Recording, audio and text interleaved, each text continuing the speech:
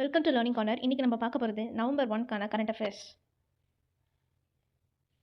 நம்ம central government 8th பே கமிஷனை appoint பண்ணியிருக்கிறாங்க. இதை ஹெட் பண்ண போகிறது ஜஸ்டிஸ் ரஞ்சனா தேசாய். இவங்க தான் இப்போ இருக்கக்கூடிய சேர்பர்சன். இவங்க மட்டும் இல்லாமல் 2 மெம்பர்ஸாக அப்பாயிண்ட் பண்ணியிருக்கிறாங்க. அதில் ஒருத்தர் வந்து ப்ரொஃபஸர் புலக் கோஷ், இவர் பெங்களூரில் இருக்கக்கூடிய ஐஐஎம்மோட ப்ரொஃபஸர். அண்ட் இன்னொருத்தவர் பங்கஜ் ஜெயின், இவர் ministry of petroleum and natural கேஸோட செக்ரட்டரி. இந்த பே கமிஷன்ன்றது 10 வருஷத்துக்கு ஒரு தடவை போடுவாங்க. 2016ல் 7th பே கமிஷன் போட்டாங்க. அதோட இப்போ 2025ல் 28 அக்டோபரில் போட்டிருக்கிறாங்க. இவங்க போடக்கூடிய இந்த கமிஷனால் பெனிஃபிட் ஆக போகிறது யாருன்னு பார்த்தோன்னா 5 மில்லியன் சென்ட்ரல் கவர்மெண்ட் எம்ப்ளாயி, அவங்க மட்டும் இல்லாமல் 6.9 மில்லியன் பென்ஷனர்ஸ், அப்புறம் ஸ்டேட் கவர்மெண்ட்டோட எம்ப்ளாயீஸோட சேலரியும் இது இம்பேக்ட் பண்ணும். இதோட ஹெட்டு இப்போ இந்த 8th பே கமிஷனோட ஹெட் ஜஸ்டிஸ் ரஞ்சன பிரகாஷ் தேசாய். இவங்க வந்து ஒரு retired supreme court judge. Next, இந்தியாவும் யூஎஸும் சேர்ந்து ஒரு டிஃபென்ஸ் பார்ட்னர்ஷிப்பை சைன் பண்ணியிருக்கிறாங்க. இது 12th Asian defence ministers meeting ஒரு சைடு நடந்துகிட்ருக்க. இந்த பார்ட்னர்ஷிப்பை யூஎஸும் இந்தியாவும் சைன் பண்ணியிருக்கிறாங்க. ஏஷியன் டிஃபென்ஸ் மினிஸ்டர்ஸ் மீட்டிங்கிறது கோலாலம்பூரில் நடந்துச்சு. ஆல்ரெடி 47th ஏஷியன் மீட்டிங்கும் கோலாலம்பூரில் தான் நடந்துச்சு. இது 12th Asian defence ministers meeting. So நம்ம இந்தியா சார்பாக ராஜ்நாத் சிங்கும், யூஎஸ் சார்பாக அந்த யூஎஸோட டிஃபென்ஸ் செக்ரட்டரி பீட்டர் ஹெக்ஸெத், இவங்க 2 பேரும் வந்து சைன் பண்ணியிருக்காங்க. ஆல்ரெடி 2005லேருந்து 2015 வரைக்கும் ஒன்றும், 2015 to 25 வரைக்கும் ஒன்றும் இதே மாதிரி ஒரு ஃப்ரேம் ஒர்க்கை சைன் பண்ணியிருக்காங்க. இது பொதுவாக எதுக்கு சைன் பண்ணுவாங்கன்னா, இந்த 10 வருஷத்துக்கான டிஃபென்ஸ் விஷயங்களெல்லாம் வந்து யூஎஸும் இந்தியாவும் நல்ல பார்ட்னர்ஷிப்போடு பண்ணணும், நல்லா கோஆப்ரேட் பண்ணணும் அப்படின்றதுக்காக இந்த பார்ட்னர்ஷிப்பை சைன் பண்ணுவாங்க. அடுத்தது, first model legal framework for soil protection. இதை மோஷன் 007 ஆன் சாயில் செக்யூரிட்டி லான்னு சொல்லலாம். இதை லான்ச் பண்ணவங்க, அடாப்ட் பண்ணிக்கிட்டவங்க யாருன்னா IUCN, International Union for Conservation of Nature. இந்த IUCN பற்றி நம்ம ஆல்ரெடி பார்த்துருக்கோம். இது 1948ல் எஸ்டாப்ளிஷ் பண்ணி இதனோட ஹெட் குவார்ட்டர் கிளாண்ட், சுவிட்சர்லாண்டில் இருக்குது. அடுத்தது, இந்த ஃப்ரேம் ஒர்க்கை ஸ்பான்சர் பண்ணது யாருன்னா சேவ் சாயில், ஈஷா அவுட்ரீச் இந்த ஆர்கனைசேஷன். அது மட்டும் இல்லாமல் இந்த global centre for environmental legal studies, இவங்க 2 பேரும் தான் ஸ்பான்சர் பண்ணியிருக்கிறாங்க, ஸ்பான்சர் பண்ணியிருக்கிறாங்க. இவங்க 2 பேரும் இல்லாமல் ஒரு ஆஸ்திரேலியன் சாயில் திங்க் டேங்க், அந்த டீமும் இதுக்கு சப்போர்ட் பண்ணியிருக்கிறாங்க. அந்த டீமோட நேம் அரோரா. ஸோ நம்ம இந்த மண் வளத்தை பாதுகாக்கிறதுல ஃபர்ஸ்ட் ஒரு குளோபல் ரெகக்னிஷன் பெற்றது வந்து இதுதான். சாயில் செக்யூரிட்டியால் இந்த மாதிரி ஒரு மோஷன் கிரியேட் பண்ணது தான். இது எதுக்கெல்லாம் இம்பார்ட்டன்ட் பார்த்தோன்னா, food, water, biodiversity, climate resilience, இதுக்கெல்லாம் வந்து ரொம்ப இம்பார்ட்டன்ட். இதுக்கு முன்னாடி IUCN பற்றி நம்ம எங்கே நியூஸ் பார்த்தோம்? IUCNோட வேர்ல்ட் காங்கிரஸ் கமிட்டி, இது 2025ல் இப்போ ரீசெண்டாக அபுதாபியில் நடந்துச்சு. அங்கே என்னென்னலாம் பண்ணாங்கன்னு பார்த்தோன்னா, 20 இயர்க்கான ஒரு ஸ்ட்ராட்டஜி விஷன் வந்து க்ரியேட் பண்ணியிருப்பாங்க. Next, Shahid Veer Narayan Singh memorial cum tribal freedom fighters museum. Shahid Veer Narayan Singh பழங்குடி சுதந்திர போராட்ட வீரர்களின் டிஜிட்டல் அருங்காட்சியகம். இது வந்து ஒரு டிஜிட்டல் மியூசியம்.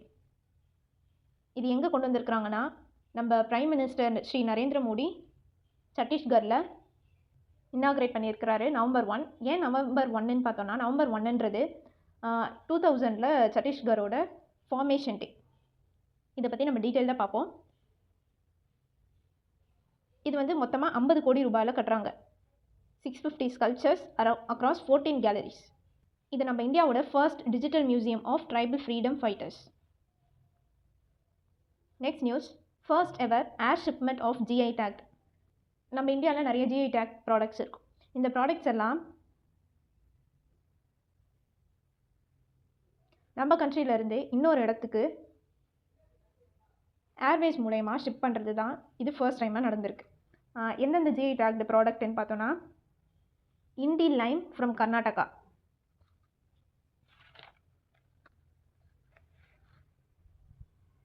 கிட்டத்தட்ட 350 கிலோ. கர்நாடகாவில் கரெக்டாக ஒரு இடம் சொல்லணுன்னா விஜயபுரா. அதுக்கப்புறம் புளியங்குடி லெமன், அது நம்ம தமிழ்நாட்டில் தென்காசியிலேருந்து இந்த 2 பொருளையும் யூகேவுக்கு ஷிப் பண்ணியிருக்கிறாங்க. இதை பண்ணது யாருன்னு பார்த்தோன்னா அப்பிடா அப்படின்ற ஒரு authority, agricultural and processed food products export development authority. இதுக்கு முன்னாடியே விஜயபுராலேருந்து, கர்நாடகாவில் இருக்கக்கூடிய விஜயபுராலேருந்து யூஏஇக்கு ஸ்வதேசி லைமை எக்ஸ்போர்ட் பண்ணியிருக்கிறாங்க. இந்த அப்பிடா வந்து ஒரு ஆக்ட் மூலயமா எஸ்டாப்ளிஷ் பண்ணியிருப்பாங்க. அந்த ஆக்ட் எஸ்டாப்ளிஷ் பண்ணது December 1985 அண்ட் தென் அது எஃபெக்ட்டுக்கு வந்தது 13 Feb 1986. நெக்ஸ்ட், ஒரு nuclear power and nuclear armed unmanned under water drone வந்து இப்போது ரஷ்யா அதை டெஸ்ட் பண்ணி அது சக்ஸஸ்ஃபுல் ஆயிருக்குன்னு சொல்லியிருக்காங்க. அதனோட பேர் வந்து போசிடான். இது 29 October 2025 வந்து நம்ம ரஷ்யன் பிரசிடெண்ட் புட்டின் அவர்கள் வந்து இதை சொல்லியிருப்பார். இந்த போசிடான் இதுக்கு முன்னாடி ஸ்டேட்டஸ் 6ன்னு சொல்லிட்டு இருந்தாங்க. இது வந்து ஒன்றும் இல்லை, அண்டர் வாட்டரில் எந்த ஒரு மேன் கண்ட்ரோலும் இல்லாமல் நியூக்ளியர் பவர்டோட கீழே வரக்கூடிய ஷிப் சப்மரைன்ஸ்லாம் அட்டாக் பண்ணக்கூடியது. இதனோட லென்த் பார்த்தோன்னா 65 feet அண்ட் விட்த்து பார்த்தோன்னா 6.5 feet. இதனோட ஸ்பீட் 80 miles per hour. இது வந்து ஒரு டைப் ஆஃப் மிசைல் ஒரு பாம்னு சொல்லலாம். இது வந்து அண்டர் வாட்டரில் ஃபயர் பண்ணக்கூடிய ஒரு விஷயம். இதை டார்பிடன்னு சொல்லுவாங்க. இது வேர்ல்டுலேயே லார்ஜஸ்ட் டார்பிடன்னு சொல்லலாம். Next, CLAMP and Koyla Shakti. கிளாம்ப்ன்றது ஒரு போர்ட்டல். இதை லான்ச் பண்ணது union minister of coals and mines. இந்த கிளாம்போட full form coal land acquisition management and payment portal. இது வந்து ஒரு டிஜிட்டல் சொல்யூஷன் சொல்லுவாங்க கோல் செக்டாரில். எந்தெந்த லேண்டிலலாம் வந்து கோல் நம்ம நிலக்கரியை வந்து எடுத்துகிட்டு இருக்கிறோம் அப்படின்றதையும், அதுக்கான காம்பன்சேஷன் என்ன, ரீஹபிலிட்டேஷன் எங்கே, ரீசெட்டில்மெண்ட் எங்கே, இந்த ப்ராசஸ் எல்லாம் இந்த நிலக்கரி சம்மந்தப்பட்ட எல்லா விஷயத்தையும் டிஜிட்டலாக கொண்டு வந்தது தான் இந்த போர்ட்டல் கிளாம்ப். இது இல்லாமல் கொய்லா சக்தின்றது ஸ்மார்ட் கோல் அனாலிட்டிக்ஸ் டேஷ்போர்ட், ஸ்கேடுன்னு சொல்லுவாங்க. இது வந்து ஒரு சென்ட்ரலைஸ்டு டிஜிட்டல் பிளாட்ஃபார்ம். ஒரு சுரங்கத்திலிருந்து அது மார்க்கெட்டுக்கு போகிற வரைக்கும் இந்த ஹோல் செயினையும் ஒரு டிஜிட்டல் பிளாட்ஃபார்முக்கு கொண்டு வரது தான் இந்த கொய்லா சக்தி. ஸோ இதை லான்ச் பண்ணது கோல் அண்ட் மைன்ஸோட யூனியன் மினிஸ்டர். அடுத்தது ஏஷியா பசிபிக் எக்கனாமிக் கார்ப்பரேஷன், எபெக்னு சொல்லுவாங்க. இதில் வந்து இந்த எபெக்கில் மொத்தமாக 21 மெம்பர்ஸ் இருக்கிறாங்க. நம்ம இந்தியா இதில் மெம்பர் கிடையாது. இது வந்து ஒரு ரீஜனல் எக்கனாமிக் ஃபோரம் 1989 எஸ்டாப்ளிஷ் பண்ணாங்க. இதனோட சம்மிட் வந்து சவுத் கொரியாவில் இப்போ நடந்துச்சு. அங்கே அமெரிக்காவோட பிரசிடெண்ட் டொனால்ட் ட்ரம்ப்பும் சைனீஸ் பிரசிடெண்ட் ஜி ஜின்பிங் அவரும் ஒரு மீட்டிங் போட்டாங்க. இந்த மீட்டிங்க்கு அப்புறமா தான் சைனா மீதான வரியை யூஎஸ்ஏ கொஞ்சமாக கம்மி பண்ணியிருந்துச்சு.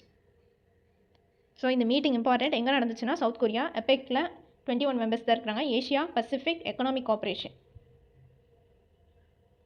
அடுத்தது டாப் அக்ரி ஃபுட் பயனிஸ். இதில் இந்த ஆட்லலாம் வருவார் ஒரு செஃப். அவர் வந்து ஒரு பத்மஸ்ரீ அவார்டி. அவர் நேம் சஞ்சீவ் கபூர். இந்த அவார்ட் கொடுக்கறது யாருன்னா வேர்ல்ட் ஃபுட் ப்ரைஸ் ஃபவுண்டேஷன். அதில் 2025 டாப் அக்ரி ஃபுட் பயனிஸை அதில் சஞ்சீவ் கபூரும் வின் பண்ணியிருக்கிறார். இந்த அவார்டு எஸ்டாப்ளிஷ் பண்ணது நார்மன் பார்லாக். இவர் வந்து ஒரு Nobel Peace Prize laureate. Found பண்ண இயர் 1986. இதனோட ஹெட் குவார்ட்டர்ஸ் டெஸ் மோயின்ஸ் யூஎஸ்ஏல இருக்குது. இந்த அவார்டு எதுக்குன்னா சாப்பாடுன்றது வெறும் கிச்சனோடு முடிஞ்சிடுறது அப்படின்ட்டு இல்லாமல் அது food security, nutrition, sustainable agriculture, கிச்சனோடு முடியாமல் அக்ரிகல்ச்சர் அதுக்கு உருவாக்குற இடம் எப்படி, அது போய் சேரக்கூடிய அந்த நியூட்ரிஷன் லெவல் எப்படி, இது எல்லாத்த பற்றியும் ஒரு இன்னோவேட்டிவ் மெஷர்ஸ் எடுத்திருந்தாங்கன்னா அவங்களுக்கு இந்த அவார்ட் கொடுப்பாங்க. இந்த சஞ்சீவ் கபூர்ன்றவர் நியூட்ரிஷன் பாத்தசாலா அப்படின்ட்டு ஒரு ஆர்கனைசேஷன் மூலயமா ஸ்கூல்ஸ், ஃபார்மர்ஸ், நியூட்ரிஷன் ப்ரோக்ராம் இது எல்லாத்தையும் கனெக்ட் பண்ணி ஒரு இனிஷியேட்டிவ் பண்ணியிருக்கிறார். அதுதான் இந்த நியூட்ரிஷன் பாத்தசாலா. அதுக்காக தான் இவருக்கு இந்த அவார்ட் கிடச்சிருக்கு. அடுத்தது இன்டர்நேஷ்னல் மாஸ்டர் இன் செஸ்.